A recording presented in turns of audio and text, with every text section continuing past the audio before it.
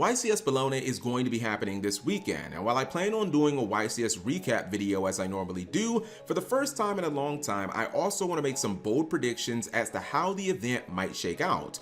Most have said that this format feels incredibly wide open, and with new potential meta threats like Fire Kings and Centurion entering the fray within the last couple of weeks, it really does feel like there's no shortage of competitive options to choose from. With that said, I am going to pick Tearlament to win YCS Bologna, and I'm going to pick it for a couple of reasons. First, the power and the ceiling of the deck, which it should go without saying, but it's pretty ridiculous and incredibly high. Probably, I would say, only second to Infernoble out of the commonly played meta decks. Tear can usually end on multiple Omni negations like Totally Awesome by the way of Bahamut Shark, as well as Baron de Fleur or possibly searching Tearlament Crime if they main deck that card. From there, they'll usually back that board with other situational disruptions like Suliak, the Shufflers to disrupt the opponent's graveyard, more fusions that can be summoned during the opponent's turn like Kaladorheart and Dragostapelia, both of which offer even more disruption, and then during all of this, they can use Planet to pop a card during the opponent's turn as well. When I look at Tier, I just can't ignore the sack factor that it has of hitting the millers and how that usually blows games wide open. There's also the really strong matchups against other graveyard reliant decks because of the deck's ability to easily make Abyss Dweller and the recent lack of Dimension Shifter in the format, which is obviously something that benefits the deck exponentially. Also, Europeans and Italians especially are just really fond of Tier, so I think it's going to be one of the decks that has the highest representation of the event. In my opinion, Tier has definitely underperformed this format on the YCS level, with other archetypes like Unchained and Rescue Ace both already winning YCS events of recent, and I feel like the deck is just kind of due. Honestly, I think that all the tangibles are just pointing towards it having a very big weekend. For some other picks and things that I'm looking for at this event, I actually think that Branded is going to have the breakout performance of the weekend. Not saying that it's going to win the event, although if I had to make an official Dark Horse pick, this would be it. I'm swinging for the fences here, and I am predicting that Branded Despia, or some of its variants, is going to make it as far as the quarterfinals of YCS Bologna. At first I thought I was just being disconnected from reality and watching too many DB Grinder videos, but I played at Remoto Regionals over the weekend, and I ran into not one, but two Branded decks. Now this is after not playing a single Branded deck in my previous two tournaments, and I didn't even see the deck anywhere around in the room, so I feel like the deck is not the best, but its popularity seems to be spiking recently, and Mirror Jade is still one of the best boss monsters in the entire metagame. Also, because of the incredibly diverse meta that we have, one of the biggest counters to Branded, Dimensional Barrier, has pretty much been falling out of side decks with the exception of Labyrinth. Branded is known to have some very explosive turn ones that can feature synchros, fusions, bestials, and just tons and tons of follow-ups with their fusion monsters that hit the graveyard and other cards that they can add back to their hand, like Ecclesia that they can use later, etc, etc. So I think that it's actually not a bad pick going into the event. Also to note with this prediction, and you can feel free to go back and hold me to this if you want to, but when I'm making this prediction, I'm mainly talking about Branded with bestials, Branded synchro, or even the Runic Branded deck that's kind of popped up and been played by a couple of people online, but definitely not the Branded Chimera deck, because that deck doesn't feel so much like an actual Branded deck. It just feels like a Chimera deck that happens to play a couple of Albazes and Branded Fusion, but it's really not a Branded deck in terms of like its identity and stuff like that. When it comes to the new guns, I don't expect a lot out of them in terms of top cut performance. Fire Kings are just far too new in my opinion, and I don't think that a lot of people, especially the high-end players, are going to want to switch from powerhouses like Rescue Ace, Tearlament, Infernoble, and Unchained onto something new that just came out literally before the event.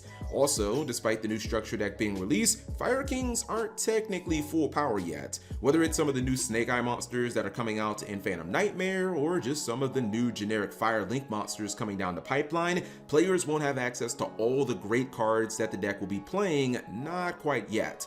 Not to mention, Konami just announced a new Fire King monster like last night, so to me that says that they're pretty serious about this whole fire attribute revolution thing that we kind of have going on in competitive Yu-Gi-Oh!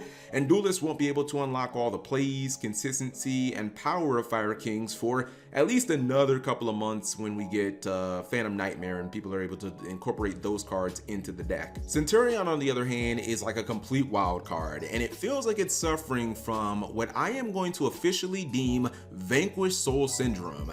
And that is when everybody and their mama says that a deck sucks, despite it performing reasonably, that's the key word here to remember, reasonably well competitively. Never forget, people, that Vanquished Soul got second place at YCS Dortmund, so crazy things can happen at these mega events held in Europe. Centurion has been performing fairly well at the regional level for the short amount of time it's been out. In fact, it even won a regional tournament and got top 8 at like half a dozen other ones. Some builds have been playing Horus cards, some are just being pure with tons of hand traps, and I even saw one first place OTS list that main deck Dogmatica cards with Servaris as a search target for when they dump Herald of the Arclight to the graveyard. So there really is an abundance of ways to play Centurion. It's just, obviously people haven't figured out what the best way is.